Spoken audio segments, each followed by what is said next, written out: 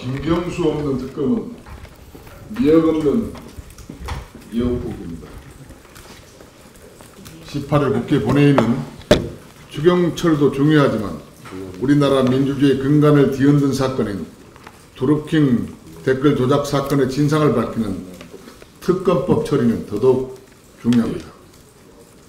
또한 하루가 자고 나면 새로운 사실이 하나씩 드러나고 있기 때문에 특검의 범위와 대상도 여야의 정쟁의 대상이 아니라 특검에서 성역 없이 수사할 수 있도록 해야 됩니다.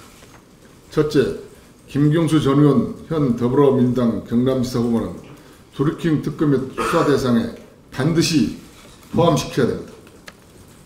김경수 전 의원은 그동안 본인과 드루킹의 연관성에 대해서 수차례 말을 바꿨습니다. 어제는 급기야 김경수 전 의원이 드루킹에게 직접 전화를 걸어서 드루킹이 추천한 인사가 오사카 청양사 인사는 무산됐지만 센다이 총영사로 추천해주겠다고 말했다는 언론의 보도까지 나왔습니다. 이런 상황인데도 더불어민주당이 김경수 전 의원을 뺀 특검에서 빼자고 것은 마치 최순실 특검에서 최순실을 빼자는 말과 같은 꼴입니다. 지난 대선 전부터 문재인 대통령 취임 후까지 문재인 대통령의 최측근 인사로 정권 실세했던 김경수 전 의원과 드루킹이 연계하여 조직적 댓글 조작을 해왔다는 사실이 만천하에 드러나고 있는데도 김경수 전 의원만 특검 대상에 포함시킬 수 없다고 하는 민주당의 주장을 수긍할 우리 국민들은 단 한 사람도 없을 것입니다. 둘째, 특검 범위에 경찰 부실수사와 대선 여론 조작이 포함되어야 됩니다. 김경수 전 의원 대선 전 통신자료가 사라졌다고 합니다.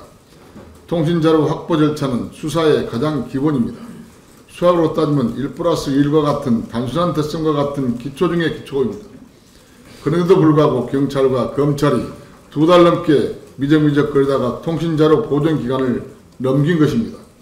이것은 특검을 통해 밝혀지겠지만 경찰과 검찰의 미필적 고의 사건이 될 수도 있을 것입니다.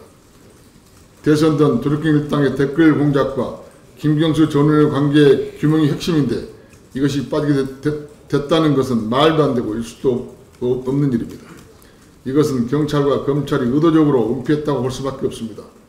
또한 경찰과 검찰이 김경수 전 의원이 드루킹으로부터 받은 후원금 관련해서도 증거인멸을 한 사실이 할 시간을 벌어줬습니다. 사건이 터진 지가 언젠데 지난 7일이 돼서야 드루킹 측근의 USB로부터 증거를 찾았다는 말이 됩니까? 말이 안 됩니다. 그 시간 동안 김경수 전 의원은 청와대 사정팀과 여당 친문 인사들과 비상대책을 짰다는 의혹까지 제기되고 있습니다.